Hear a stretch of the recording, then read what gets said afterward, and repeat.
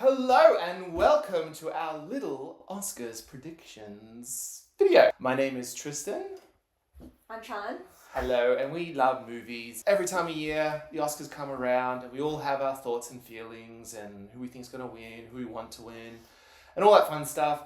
So we thought we'd just throw ours out into the ether and just have some fun talking about it because this is what we love doing. So without further ado, we're going to talk about who we think will win, who we might want to win. Also, if there's any upsets, because we always like a good upset when, there's the favourite and then bam. And some drama. Ooh, yes, we love a little bit of drama, some cringy stuff, I don't know, but we'll see what happens. But without further ado, let's get into it. Now, costume design. Yes, I definitely have some thoughts and feelings. Now, the nominees are Frankenstein, Hamnet, Sinners, Mighty Supreme, and Avatar: Fire and Ash. A lot of people have flagged, how does Avatar: Fire and Ash get a costume nomination when, there is live action elements, but... She actually came to Melbourne for MIF last year, Deborah Scott. Oh, really? Yeah, and she talked about Avatar, mm-hmm. and they do have to, it's all 3D modeled. It's a different type of costume, but someone still has to design that and, put a lot of thought into it. It's a different way of doing it. I guess you could argue you're still designing something. Yeah. Even if it's not sort of live action. Physical, material. Yeah. But, animation. You could argue like that, So I guess, it's interesting. Let's just say this, that nomination's interesting and maybe a window into what the future's going to look like. Yeah. So, first time nominee for Frankenstein, first time nominee for Hamnet, as well as Mighty Supreme. Ruth E. Carter. Now, this is her 5th nomination, and she's won for both Black Panther films in the past. Frankenstein won at the BAFTAs and the Critics' Choice Awards, so it has the track record, and that is the favoured one. Frankenstein looks amazing, the costumes are all very flashy and stuff. The veil and everything. Yeah. That was really cool.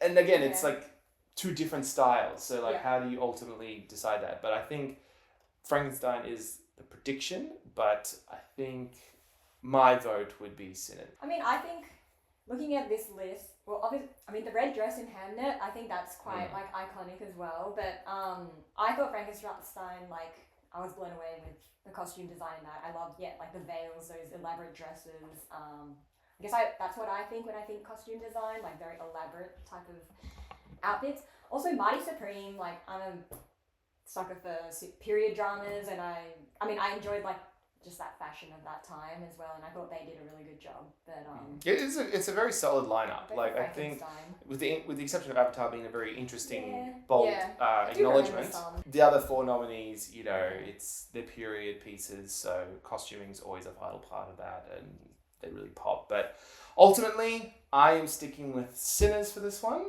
As a bit of an upset. I know the favourite's Frankenstein, but I'm going to stick with Sinners. And for you? I will go Frankenstein. Best achievement in makeup and hairstyling is the next one. Nominees are Frankenstein, Kokuho, Sinners, The Smashing Machine, and The Ugly Stepsister. For me, having not seen The Ugly Stepsister or Kokuho, the favourite is Frankenstein. It won at BAFTA and the Critics' Choices. 12 hours in the chair, right? Yeah, I don't know, but there's something about Jacob Elordi in that film and the way he looks, and it did stand out to me a lot. Me and a few other people that watch Frankenstein, we all thought he reminded us of Freezer from Dragon Ball. Those lines and stuff. But that was a thought we had, which other people might share as well. I see that. I think it gets my vote. It's the predicted winner. Are you the same? Yeah, I'll be the same. Next up, we have visual effects. And the nominees are Avatar: Fire and Ash, F1, Jurassic World, Rebirth, The Lost Bus, and Sinners. Avatar's always won in this category. The previous 2 films have won every time. So the third film, it won at BAFTA, won at Critics' Choice. It's kind of got that track record going for it. F1 could be the upset. The effects in F1 were quite good. I thought there was a lot of concerted effort there. But I think in the technicals for F1, it deserves some recognition, and the visual effects could be upset, but I think Avatar: Fire and Ash. I'm going to guess Avatar, if I had to put money on a bet. Yeah, Avatar's most likely going to win. Let's do original score. Now, Yes. interesting here, the nominees are Begonia, Frankenstein, Hamnet, Sinners, and One Battle After Another. First of all, I think a big snub here is Mighty Supreme. Same. That was on my snub list Yes. as well. I think out of all these films I watched, Mighty Supreme was the film I instantly went to Spotify and started playing the soundtrack off.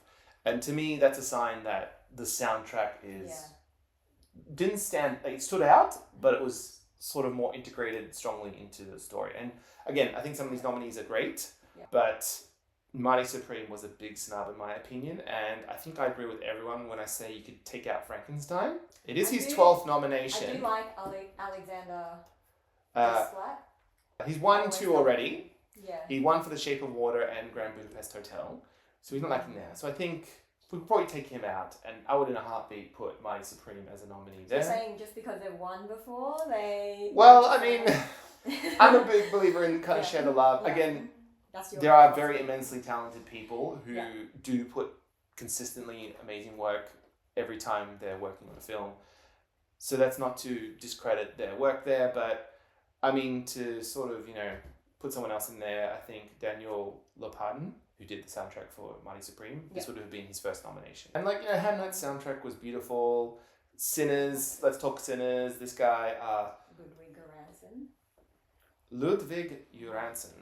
I think we're saying that correctly. He has won 2 before. Yeah. He won for Black Panther and Oppenheimer, 2 very standout soundtracks in my mind. And he is the favourite. He won at the Golden Globes, he won at Critics' Choice, he won at BAFTA, and this is his 3rd nomination. So far, his 2 previous nominations he's won. Wow. So he is 3 for 3. 3 for 3. Is he going for the 3 for 3? It is the predicted winner. Yeah. I think the only upset could be One Battle After Another, Johnny Greenwood. It's his 3rd nomination. That could be the upset. I mean, I do remember thinking that soundtrack was... It was good. Yeah, Yeah, I noticed it. It was fun. It kind of really suited like the vibe and pace of the film. So he's kind of the upset that could win. I think Sinners, Sinners is kind of getting our choice there. But again, if Marty was in contention, that would be getting our vote, I think. All right, so moving on to original song. The nominees are Diane Warren. Oh, poor Diane. K-pop Demon Hunters, Golden of course, Sinners, I Lied to You, Viva Verdi, Sweet Dreams of Joy, and Train Dreams. The song I believe named Train Dreams is nominated there. Nick Cave, Australian. Bryce Desner. I've become a big fan of that Bryce Desner guy. Let's talk about Diane Warren. Just quickly, we don't have to dwell on her. It's her 17th nomination with no win. She's become a little bit of a... not a joke, but every Oscar season, Diane Warren's there. She keeps getting nominated, but she doesn't win, so what does that say? I don't know either. Again, I personally just find this situation funny.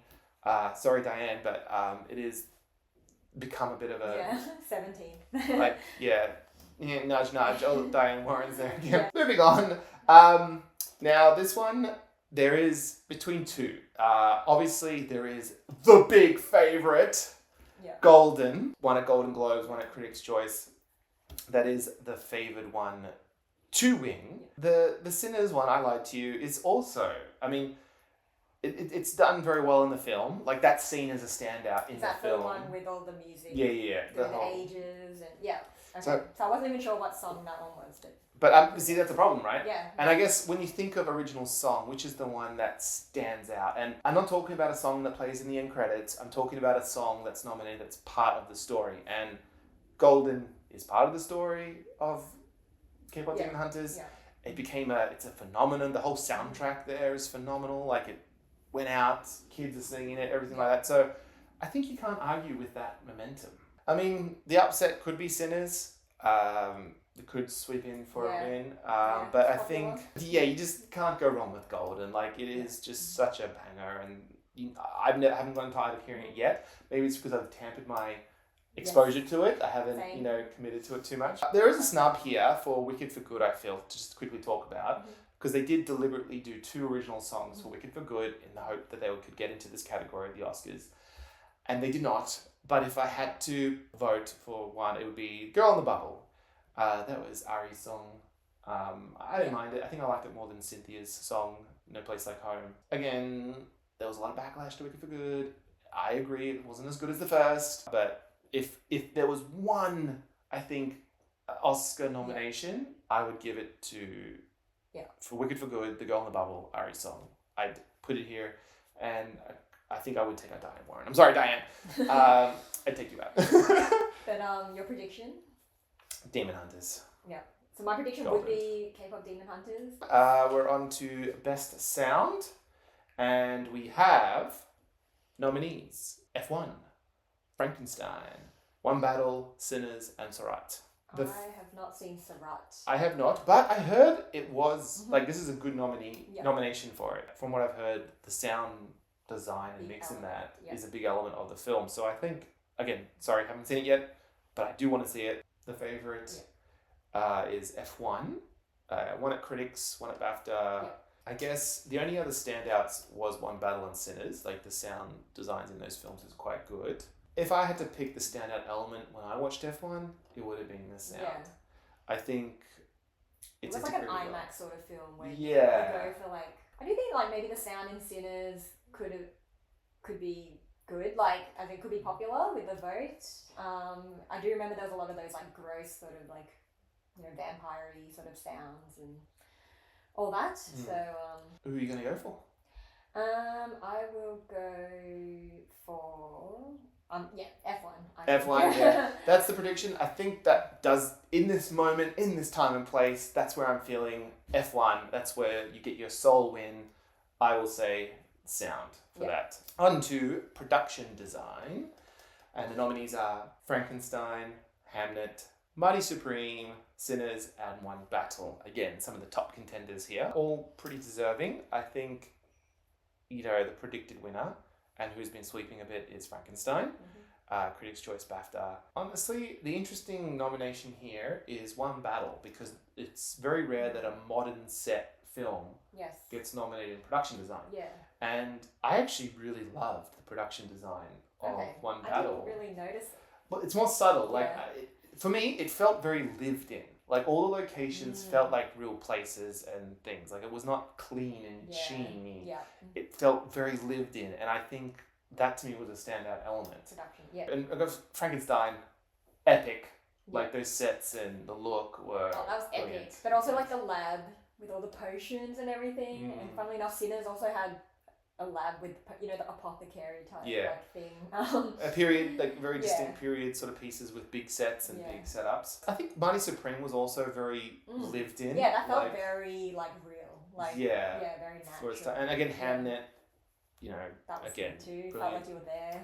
Yeah, so I think these are all very strong nominees. I think most likely going to win is Frankenstein. Again, Sinners could be the upset. However, I think I would vote One Battle. I'm going to predict Frankenstein. Let's look at cinematography. The nominees are Frankenstein, Mighty Supreme, One Battle, Sinners, and Train Dreams. 3 of the cinematographers here, One Battle, Sinners, and Train Dreams, it's their first nominations, which is great to see. The DP for Mighty Supreme is his 3rd, as well as Frankenstein, it's his 3rd. Now, I think when I first looked at this, I was like, oh, Frankenstein, great. The colours, everything looked amazing there. But I think the cinematography is accentuated by the production design and everything. It's a great collaboration with everyone to really bring it all together. The predicted winner is One Battle, and there are some very amazing standout sequences there. The car chase, that is very well done. Interesting though, the DP for Sinners is female, which is great to see. Cool representation. To see her win, I think. There is great to see. Yeah. The favourite is One Battle. However, there are some snubs here. No Other Choice. We haven't talked about No Other Choice yet. Have you seen that film? Yes, I have. Yeah, okay, yes. Yeah. Always a fan. Yes, yeah. I think that film was wrongfully shut out completely. It should have gotten some love somewhere. We'll probably talk about it more later. But I flagged that No Other Choice would have been an inspired nomination for cinematography. The camera in that film is amazing. And how they did just the shots. When I think of cinematography, I think of like shot selection and just how they showed a few of the shots with like the social media. I think it was like the FaceTiming or something like that was just done. And how they do there's some really tricky, clever shots Yes. in that film Yeah, agreed. that made me go, how did they do that? Yeah. And so any film that kind of has that element, I feel needs to get some kind of acknowledgement. And it was just an accident. We'll talk more about the snubs there. It has gotten some love. It was just an accident, has got a few nominations.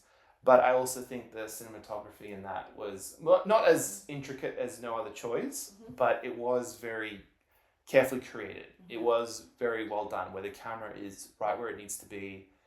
And it's not super flashy. It just tells the story super well. Prediction is One Battle. Personally, though, my personal choice would be Training Dreams. I think that is a beautiful, simply shot film with some nice elements. Yeah, like the tone of the film is so complementary to the way the camera is just...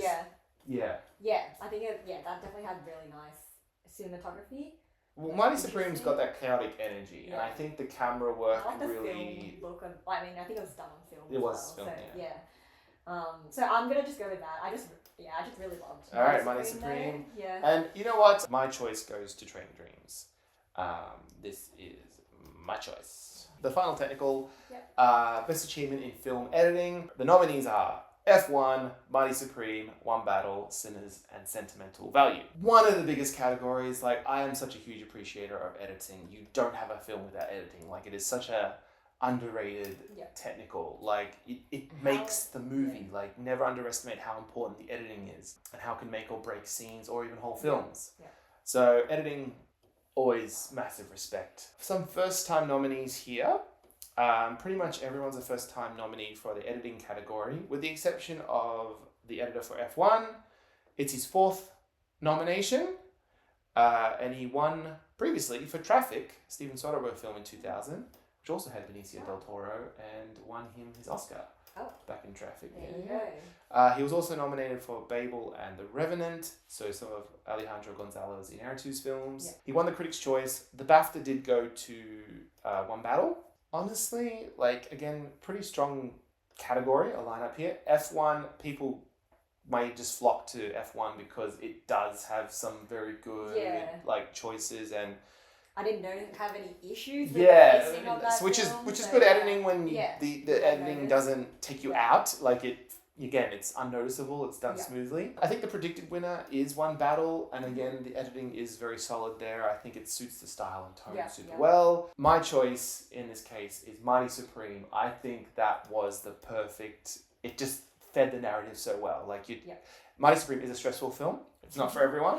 It is a Safdie brothers. Safdie. Yeah. If you know a Safdie brother film, you know what you're getting into. I always get a bit of a headache when I watch. But I love that. Like, I love to hate it. Yeah, and that's how you know. Like, even if you didn't know who directed it, like, you just get a headache. But... Yes. But I think the editing is well done. Like, I was never bored in this film. No, like, same. And again, you could argue that's the point. Like, it just jumps from one scene to the next. It was a long movie, so that's a big feat to, like... And any film that doesn't feel long, and it is long, I think the big factor of how that happens is the editing. The editing has to keep that momentum going. And so Mighty Supreme gets my vote for my favourite editing. I think I would go Mighty Supreme. Yes, so let's get to our vote. Now we move on to the big categories. Alright, so these are the big ones. These are the ones we love to talk about a lot more, have stronger opinions on and whatnot. So without further ado, let's get into it. Up first is Best Animated Feature. And the nominees are Arco, K-Pop Demon Hunters, Little Amelie or the character of Rain, Zootopia 2, and Elio. From the start though, I think this is a bit of a weaker category this year. After last year's stellar standout, which had like Flow, Wild Robot, Memoirs of a Snail, that was a stellar lineup. I thought the variety was there. It was each film was very distinct and bold. And again, I have not seen all the films this year. Which ones have you seen from this list? I've seen Demon Hunters, Zootopia 2, Elio, of course. Little Amelie or the character of Rain, I have not seen. Arco, I do really want to see. That does look amazing. But yeah, it's just not as buzzy. There's a huge snub, in my personal opinion, in this category. And it would get my vote if it was there, and that is Demon Slayer Infinity Castle. That is an egregious snub, in my opinion. The animation is absolutely spectacular in that film. I saw it in IMAX. It was one of my favorite films from last year. Really very popular. I have not seen it, but like I'm not an anime person, but I am, so that just kind of shows a bit that I guess people I know did watch it. So yeah, and they watched that in the cinemas as well. So yeah, definitely that. And it made bank, like it made money, like it was, people went to see it, so there is an audience there for it. And I guess the Academy Awards have always been a bit notorious for shutting anime a bit, unless it's Ghibli. Yes. Unless it's Ghibli. Very true. Very rarely do films get in sort of there. A little piece of trivia is that Zootopia 2, out of all the films nominated this year, is the one that made bank the most. It made $1.86 billion in the global box office. Wow. And you know what? I thought Zootopia was a bit of fun. I like Zootopia. I have not seen Zootopia 2. It's a great sequel. I really recommend. I think it's on Disney Plus now. Yeah. I was surprised. I went in with low expectations. I didn't hate the first film, but Zootopia 2 was what a great sequel should be. It was expanded the world, it continued the two main characters and their sort of journey, and yeah, I had a great time with it. I actually really liked Elio. I know a lot of people weren't sort of big on Elio, it. I liked it. Yeah, like I didn't. It wasn't one of my I don't think top it was films of the year. Yeah, like same. Like I didn't think it was.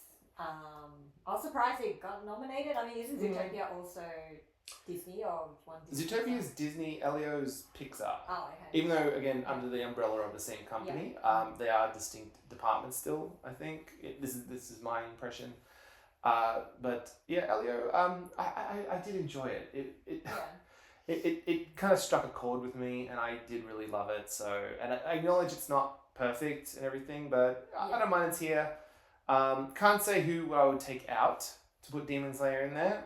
Yeah. Probably Elio, but then I haven't seen the other films, so can't really make that call yet. Now, the prediction for who's going to win this is K-pop. I think so. Demon Hunters. That is most likely the favourite to win, and again, you could argue it is the popular vote. Yeah. It got out there the most. I mean, it was so epic. Everyone has heard of it. Everyone knows about it. Every kid has watched it, basically. I definitely think it's gonna.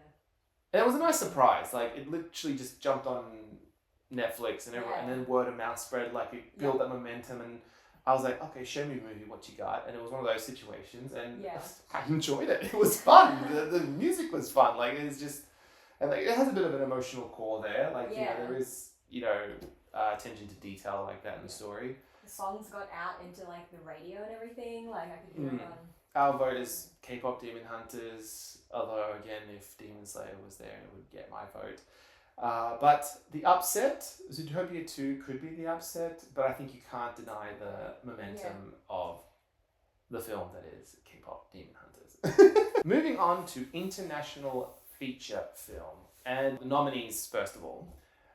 The Secret Agent, It Was Just an Accident, Sentimental Value, Sarat, and the voice of Hind Raab. It's been great to see international film break out into more categories, particularly in Best Picture. Yep. I want that to be a standard that continues on, because for far too long, international films have been neglected.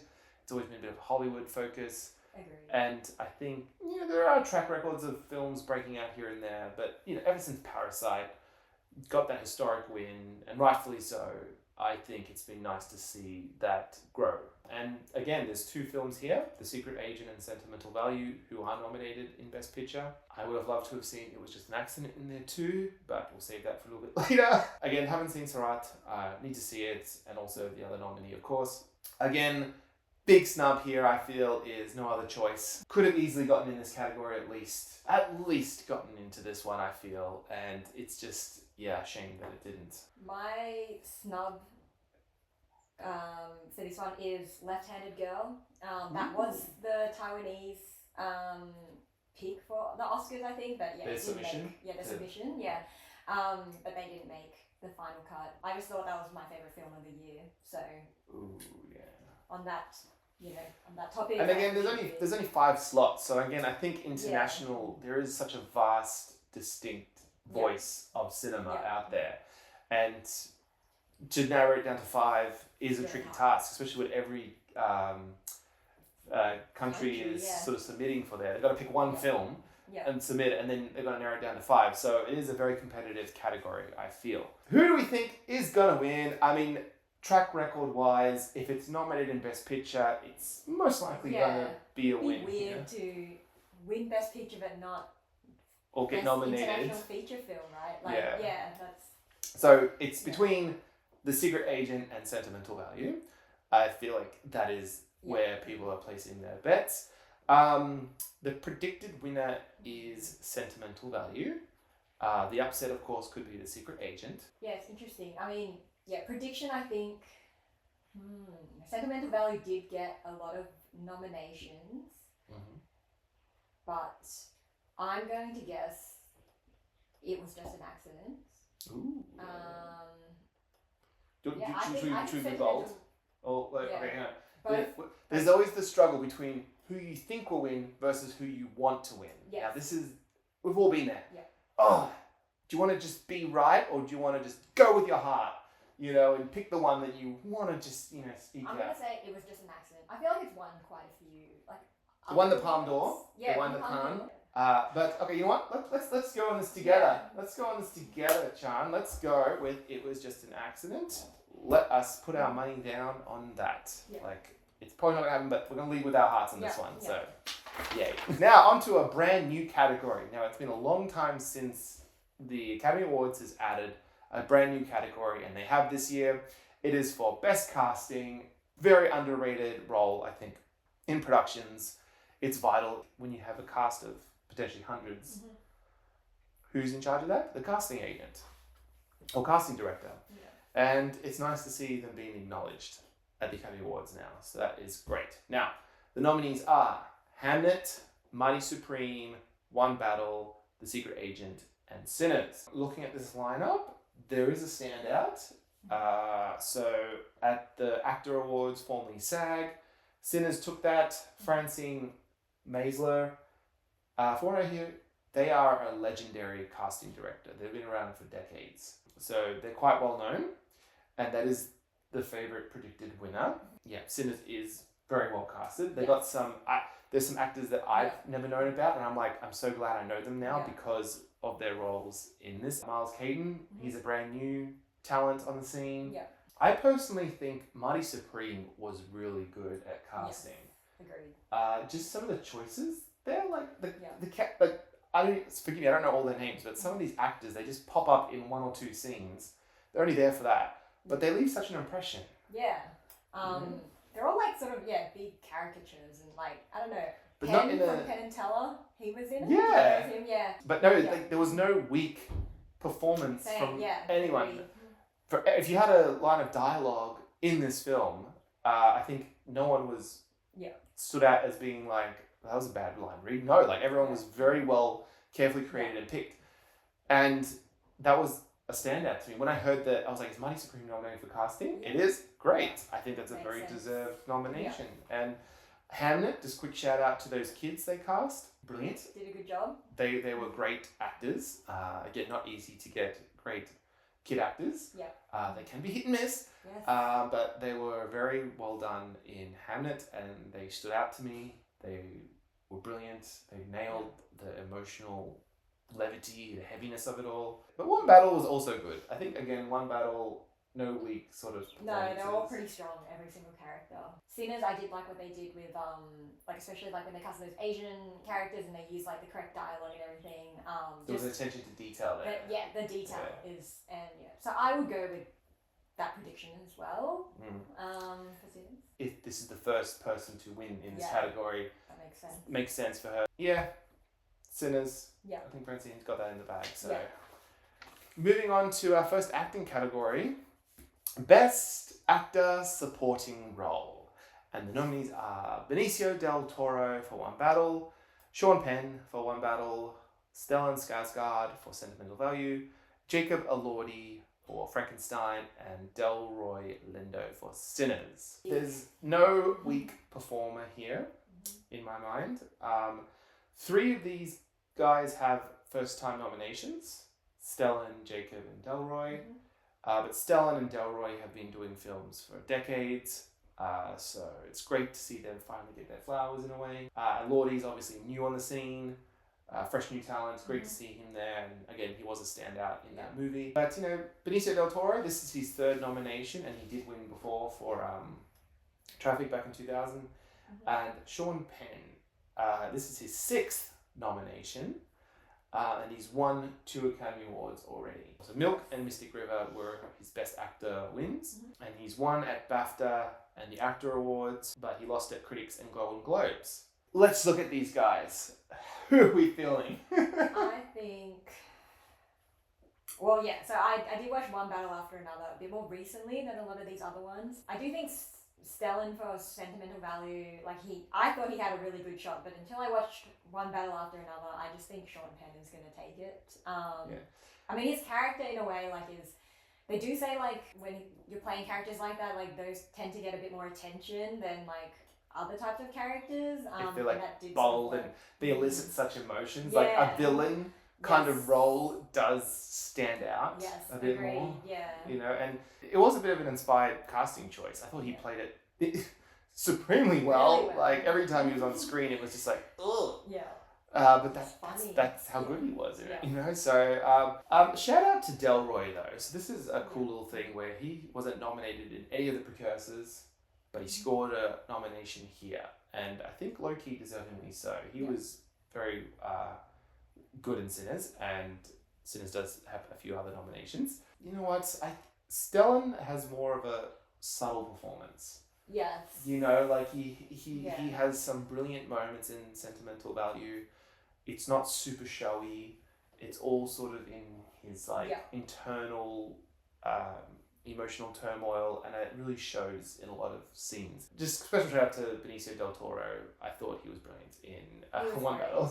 Yeah. In a different way that Sean Penn was. Yeah. I think Benicio was more just fun. Yeah. He was so effortless and cool and just had enough spice in that role. He was having fun and it was a fun character to watch. However, I am going to stick by Stellan Skarsgård, and he gets my choice. I would like to see Stellan win, but I do think Sean Penn is going to come out with it. Moving on to supporting actress. Again, very stacked.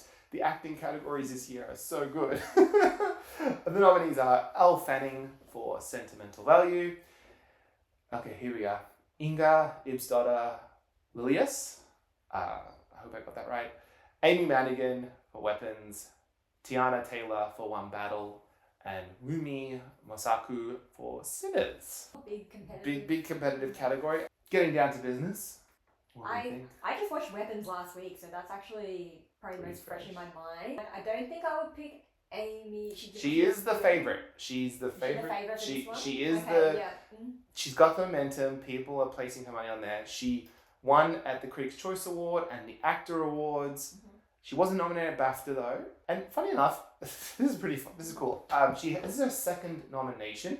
Every other actress in this category is their first nomination, but Amy Madigan, this is her second nomination. Her previous nomination was nearly 40 years ago, or actually 40 years ago in 1986, for Twice in a Lifetime, which is a very apt title. Yes. Twice nominated in a lifetime. Can she win this time? Yeah. Amy Madigan's the favorite, and she is chilling. She is. I mean, the makeup and everything sort of would help that. The film does aid her, I think, in her screen presence in that film, but she delivers even when she's out of that get-up. Yeah. She's chilling, and how the film ends, if you've seen the film, you know how it ends. She was hot on my radar going, I would love to see her win. I guess because horror was so good last year. Yeah. And it's been kind of acknowledged here a lot at the Oscars, and I think to see her win. It's the only nomination for Weapons, sole nomination. It'll be a big win. Big win for the film, and she's kind of a favourite. And the competition is Tiana Taylor and Wumi Mosaku. Yeah. So Tiana Taylor won the Golden Globe. Yeah. But Wumi won at BAFTA. So if there's any competition to Amy Madigan, it's those two. I do think Ingo from Sentimental Value, she she did, like, her performance did stand out to me. Looking from the list, I'm going to say my vote is going to go Tiana Taylor. Oh, yes. I just thought her character, even though she, like, I mean, maybe spoilers, but, like, she wasn't in it for, like, that long, but it just very, like, stood out to me. She was kind of an inciting force Yes. to that film. Yes. Like, she sets that bar. Yes. She puts sort of the plot in motion. Yeah. She's that sort of early on screen presence that propels the narrative on. And she does a brilliant job at it. Yeah. I think Wumi's a bit the opposite. Like, she's a very strong presence in Sinners. Yeah. The ending, that scene at the end there, like, just kind of breaks me. Yeah. You know, she played it so well. And it's nice to see her get some juice. Like, she's been an actress I've seen pop up a lot. Yeah. And it's nice to see her get this acknowledgement. I want to see more from her. But who are you going with? I'm going with Tiana Taylor. How about for you? Okay. I'm sticking with Amy Madigan. She was my early sort of pick and wish fulfillment, so I'm going to stick with Amy Madigan. Moving on to adapted screenplay.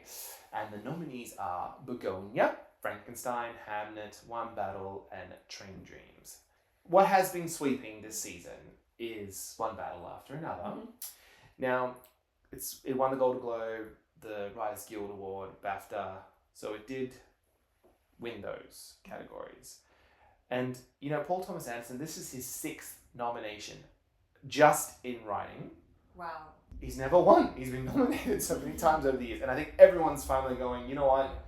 He has to get his win this time. So whether that's in Best Picture or Director or here in Adapted Screenplay, I think in the very least he deserves Adapted Screenplay. Yeah. And looking at this lineup here, he would get my vote in this category. I'd agree. We are sticking with One Battle After Another. That is my top pick for that film. Yes. I think if there's any category it's going to win in that I want to see, it'd be Paul Thomas Anderson getting it there. One of my personal favourite categories is Original Screenplay. It was a great year for original screenplays, I feel.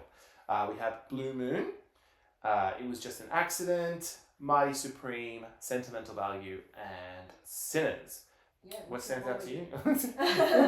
I mean, the favourite is Sinners, and to me, Sinners is a great success story. Original film that sort of came out and made bank at the box office. People talked about it. It was such great to see a film that was original, not based on any material before, distinctly, uniquely original for cinema, go out and get that kind of love and attention. And it's showing at the Oscars. 16 nominations, guys. And that is the predicted winner. It's been sweeping. It won at BAFTA, Critics' Choice, and the Writers Guild. So that is a strong contender. But It Was Just an Accident is an amazing screenplay. Just putting that out there. And Sentimental Value, again, brilliant nomination, brilliant film. So yeah, it's a bit tough. Again, Mighty Supreme's there again. You know, so I think I like Mighty Supreme. I mean, I just still think that. I mean, that's just my personal pick. I think for a lot of these. One of our favorite films. I think we can both say exactly. It was one of our favorite films really last year. Yeah. Yeah, who are you gonna go with? My personal vote would be Mighty Supreme, but that's just what I want to win. I think I'm gonna stick by my It Was Just an Accident. Yeah. I think that's my favorite screenplay here. But the prediction is Sinners again. Will not be surprised and will not be unhappy if it won. Now we're on to some juicy ones. The nominees for Best Actor Lead Role: Timothée Chalamet, Leonardo DiCaprio, Ethan Hawke, Michael B. Jordan, and Wagner Moura. Again, very solid across the board here. Unfortunately, I have not watched The Secret Agent. It's the only Best Picture winner I haven't watched yet. People have been talking about how great Wagner's performance is in that. He apparently is very subtle. He conveys a lot. So I've heard great things there. First time nominee there. First time nominee for Michael B. Jordan. This is Leonardo DiCaprio's 7th nomination. He, of course, finally got his win for The Revenant back in the day. Good old Timmy. This is his 3rd nomination. He has won at the Critics' Choice and the Golden Globes. Yes, he wants his win. That's the impression. He really wants it. But he did not win at BAFTA, and in a bit of an upset, he did not win at the Actor Awards. Yes. Michael B. Jordan took that, and given the recent climate in the lead up to the Oscars, Timothy has not done himself too many favors. There's of course the famous ballet opera thing and the backlash behind that, and I always try to separate art from artist, the person, and but again he's giving off vibes, and sometimes when the vibes aren't strong, it affects, and it's a shame because I think his performance was my favorite. Yes, in Marty Supreme. We love Marty Supreme. I hear Ethan Hawke's amazing as well. This is his third nomination, and I hear his is also a career best. Timothy would have gotten my vote, but I don't know, the wind is shifting. Michael B. Jordan, again, I would not be upset if he did win. He's kind of being favoured now. Love Michael B. Jordan. But it is a bit of a 50-50 thing. Is it going to be Timothy or is it going to be Michael? I think we can safely say DiCaprio is not going to win. Yes, like I liked him in it. I thought he was very funny, but like he's not my favorite. But also The Revenant wasn't my personal favorite Leo. I agree. Performance, but he won for that one, so you never know. Yeah, I don't know. Like I think what Leo's doing right now is he's giving great losery performances. He used to be all about that nice sort of those characters, you know, those dashing characters, but now he's playing these great, he's sort of like losery characters, like you think of him in Once Upon a Time in Hollywood, and Killers of the Flower Moon. Like he's playing these real like downtrodden. His hair's all like he's playing these real messy characters, and I love that. I love that he's going through this sort of career phase where he's doing these characters, and his performance was great. But I think, I guess it's a bit repetitive. I guess nothing sort of super standouty with Leo. He's supremely talented though, but I think it's a 50-50 between Timothy and Michael B. Jordan. So who are you going for? I mean, try not to separate I try to separate the art from the artist. Maybe I'm going to go Timothy for both, for personal opinion and my prediction. Yeah, I mean, leaving my heart or logic on this one, but I'm thinking, you know what, I want Michael Winter now because he's going to give an amazing speech. Michael B. Jordan, he gets my pick. Moving on to Best Actress. Again, stacked category. Cannot emphasize enough how amazing these nominations in the acting categories have been this year.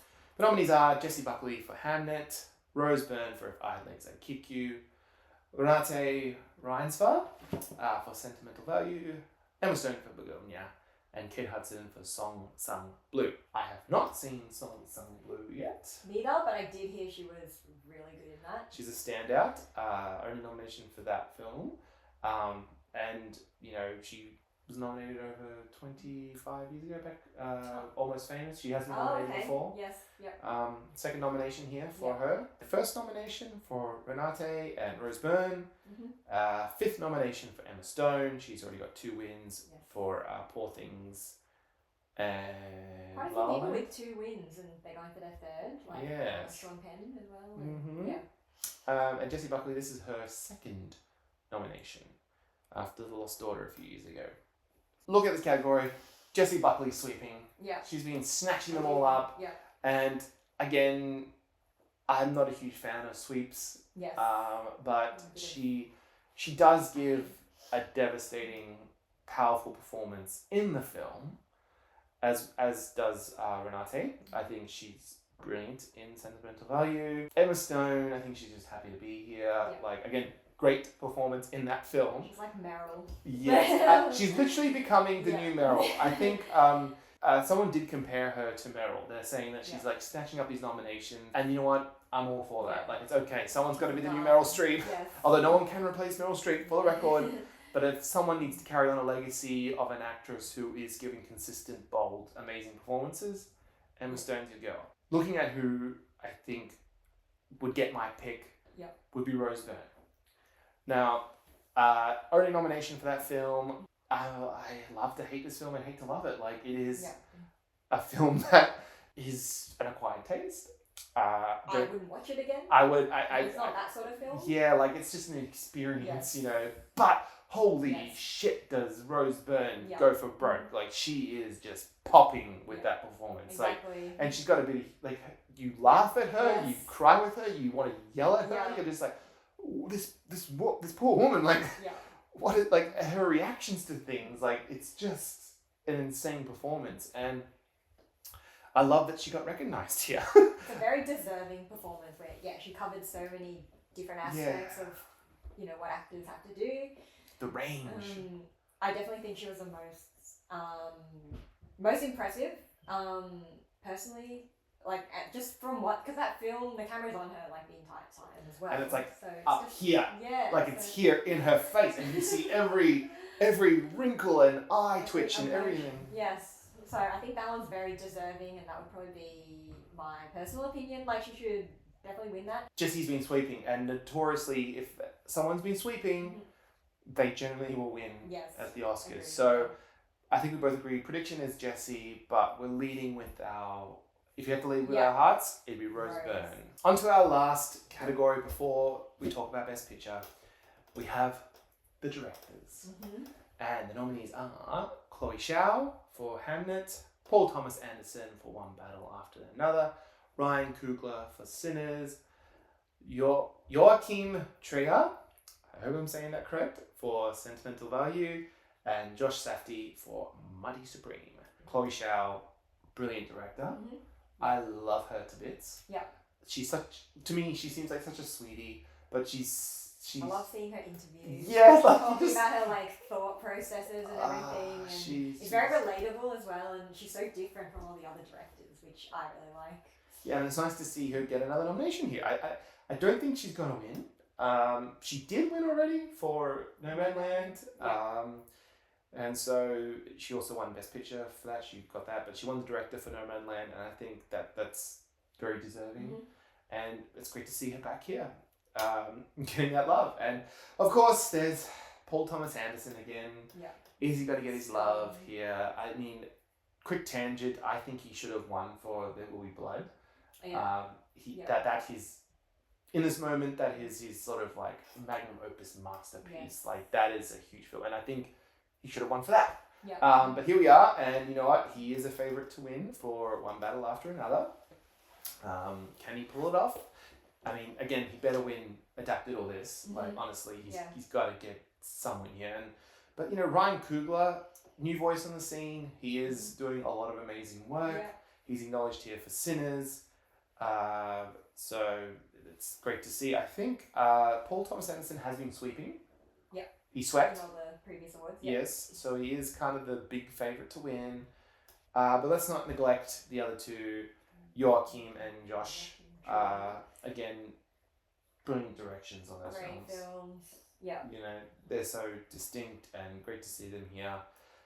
And let's see more of them. Like, I'm hungry to see more of their work. Yeah. You know, like, I'm gonna lead with my just heart and brain. They're both synced up on this one. Okay. That is Paul Thomas Anderson. Okay. He just needs to get his win in.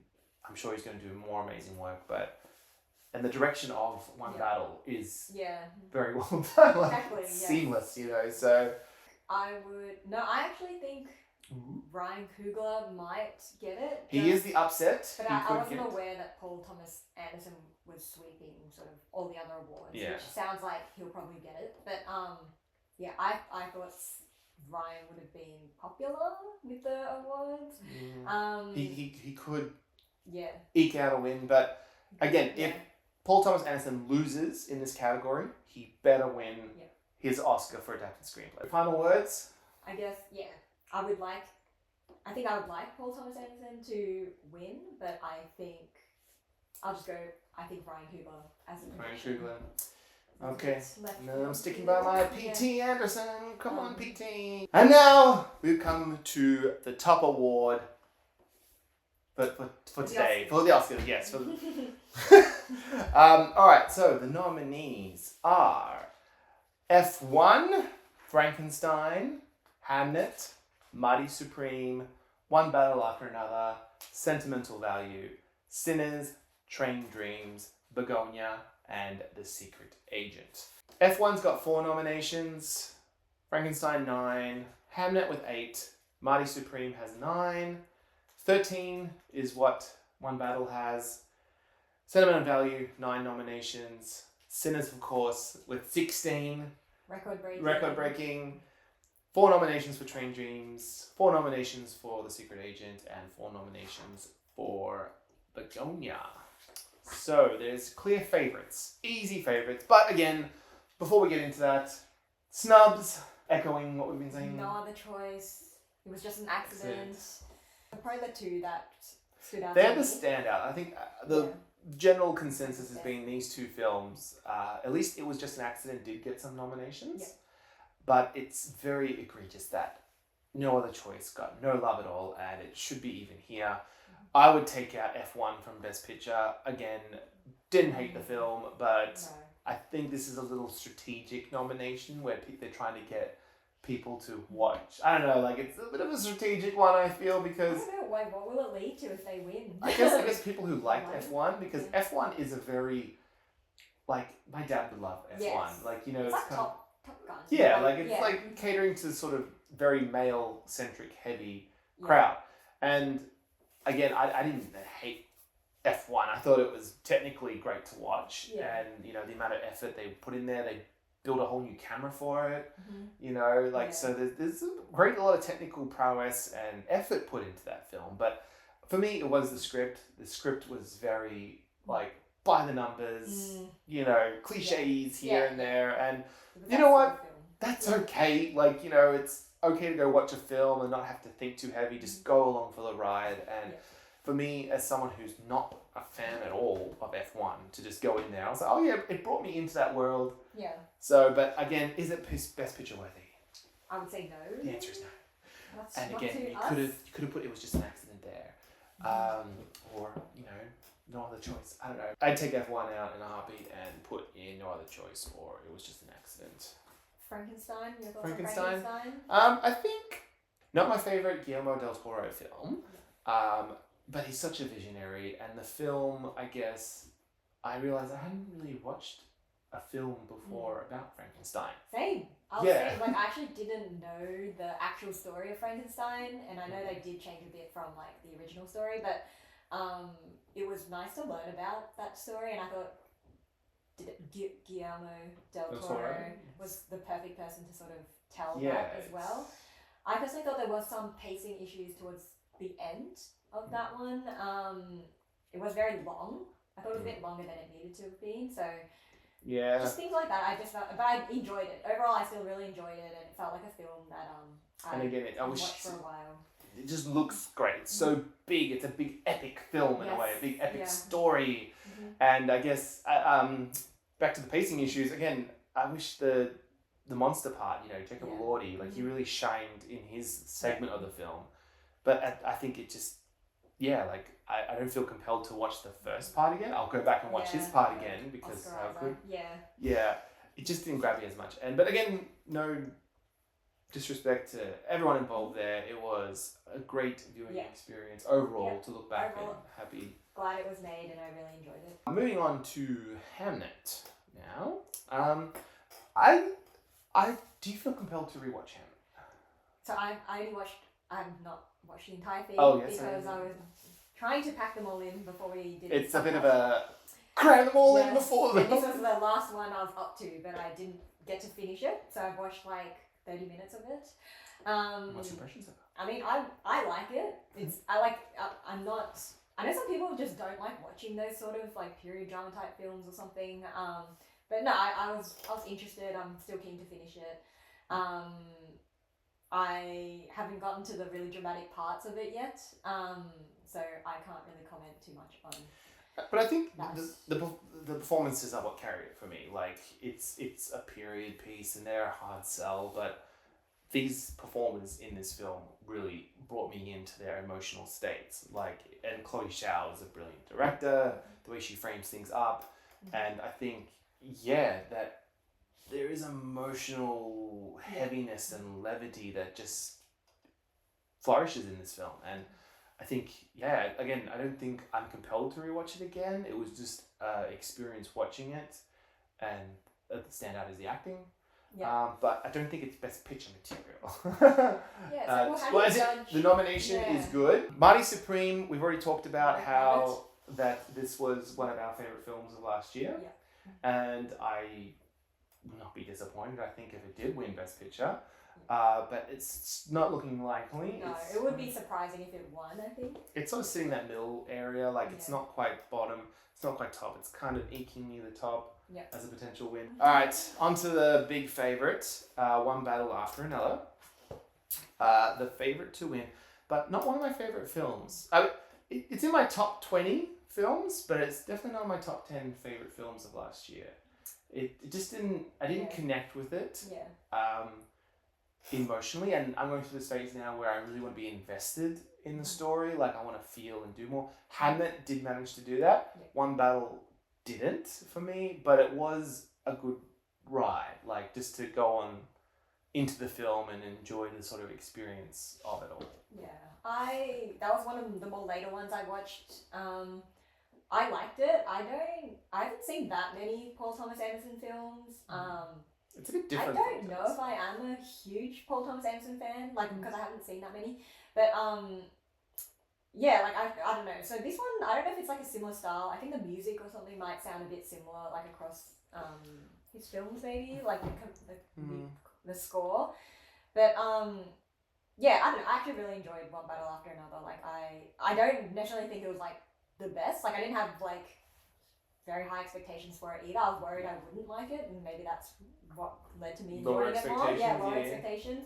But yeah, I enjoyed it. So, but as for I don't know, Best Picture, like I never really agree with Best Picture. It's a hard thing to do Anora, because I did like Anora last year, but it just always comes down to personal taste. Like, what is your favorite film? Is it even here? So exactly. Like my favorite film of the year is not there, which was Left-Handed Girl. So my favorite film last year, Twinless, is not here. Yeah. So again, you just indie. We're probably are too indie for this, but I mean, again, that's just us. But looking at this lineup, it is very strong. Sentimental Values next, deservingly so to be there. I think that is just such a subtle, beautiful, low key experience. It takes you in. It pulls you into this family, the struggle, and also just the house. I think we talked about how the house is another character itself and is integral to this story being told. It's its own character almost. It is pretty much its own character. I think is it Joachim Trier? Is that how you say his name? Joachim Trier. I don't know, his films that I've seen so far, which I think is only 2 actually, it's just this and Worst Person in the World, which still really stood out to me in terms of like my entire movie catalogue and everything.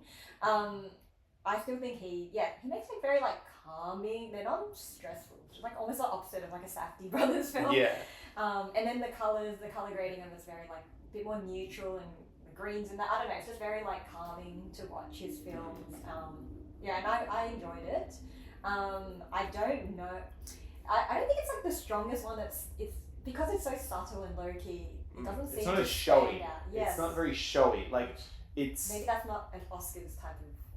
The Oscars are notorious for going with more showy stuff. Yes. And they neglect the more subtle stuff. Yeah. And so I think Sentimental unfortunately does fall into the more subtle category. Yeah. So I don't think that's going to eke out a win. Yeah. But love it. I definitely want to rewatch that film again. Yeah, I would rewatch that. Do that. Sinners. It's got 16 nominations. Can it win Best Picture? Comparing this to a previous year at the Oscars is Everything Everywhere All at Once. Because that film came out early in the year. It's very rare for a film to come out so early in the year and then get that kind of attention and love later when the sort of award season comes around. So, and Everything Everywhere did have that great vibe, originality, and there's like people like, what is this movie? We love it. Yeah. Sinners is kind of that movie for me. Like it kind of had a bit of buzz. It came out. Everyone was like, oh, you got to see Sinners. You got to go watch that. It was successful at the box office. Critically, it was very successful.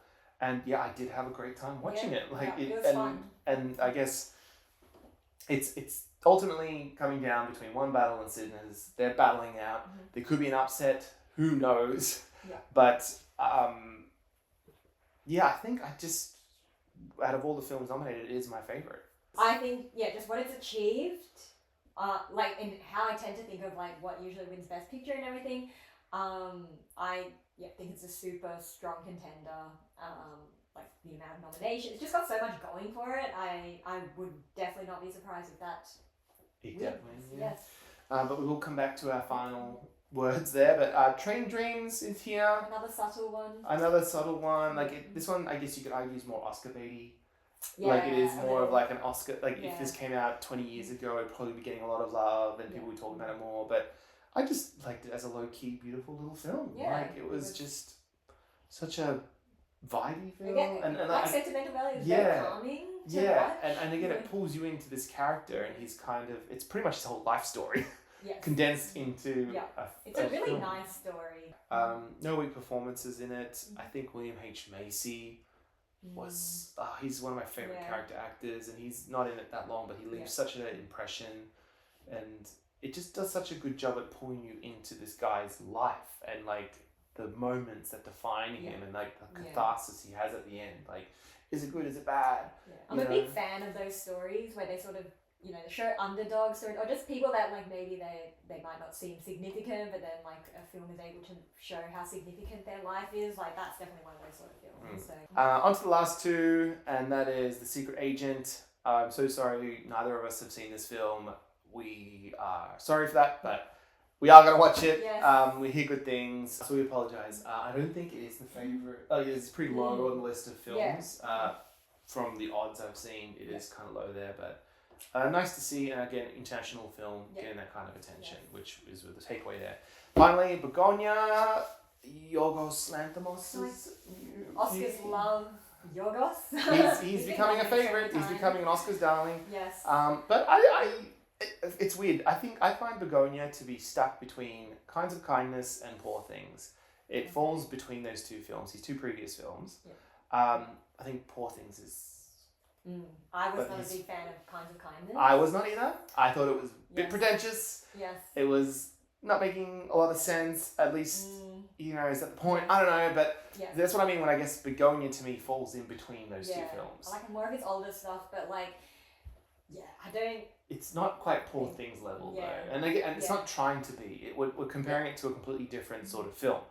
But again, Emma Stone's in there. She's brilliant in it, and the themes of Begonia are so relevant. I think today. I think that's my biggest takeaway from Begonia is how crazy the world is, and it's kind of almost a satire of that, like how batshit insane the world is right now, and how divided we are, how people are searching for meaning amongst the chaos. It's kind of like one battle after another way of describing that. So I guess those two films, they do tackle these themes, of like how the world is in very turmoil. in vogue, And so I guess Begonia is that, but I just don't think it's Best Picture nominee. Like, I really... we're not going to spoil what happens, but I wish it had been a bit more ambiguous at the end there. I mean, it goes to a very crazy place at the end. Yeah, I'm just not the biggest Yorgos fan, actually. Like I like Poor Things, but I was like, I like The Favourite. Yeah. The Favourite was also him, and I never got to watch The Favourite. Actually, that was on my list, but a lot of his movies are on my list though. I like it how he's a visionary. He's one of those distinct filmmakers, and he'll be someone that I always go, you know what, I'll watch his film. I might not always connect with it, but I will still go watch his film. And this is, I think, not one of his weakest, not one of his best. It is still a worthwhile film to watch. Final words. What's your do we give our final prediction for Best Picture? I think Sinners is going to take it. Same. That was mine as well. I just think it's got so much going for it, and they've got the foundations of winning a whole bunch of awards. I know One Battle has also won a whole bunch as well. But I do think Sinners is gonna get it. I think it's going to be that moment on the night. Build up. It's all building up. One battle after another. Sinners. It is between those two films ultimately. And to sign off, thank you for listening if you've made it all this way. But two people that might have watched all of this. Thank you. But I think Sinners has our vote. Yes. And you know what? We'll find out tomorrow. We'll find out then. So until then, speak to you again soon. see you at the next We'll be Oscar predictions video. Yes. If not, thank you for watching, and we'll talk to you again soon. Ta-ta! And the Oscar goes to me.